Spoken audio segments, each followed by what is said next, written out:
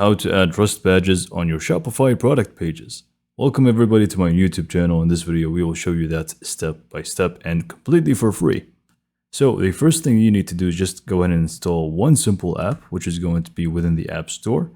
So click on Apps, All Recommended Apps, Shopify App Store. And then from here, we simply just want to go ahead and search for Conversion Bear Trust Badges. From here, we should be able to see it right away. It's going to be this one, and it's going to be completely for free. So just go and click on Install. Click on Install one more time. And then from here, we can just go in and start the setup. The first thing is going to be enabling the app itself. So just click on Enable. And then from here, we simply just want to add the badges that we want. So we can just click on the right side here, select badges, pick whichever badge that you actually want to showcase. Click on Save once you're happy with it. And then we can just go in and go through the configuration options here. So header text, font, alignment, font size, and so on.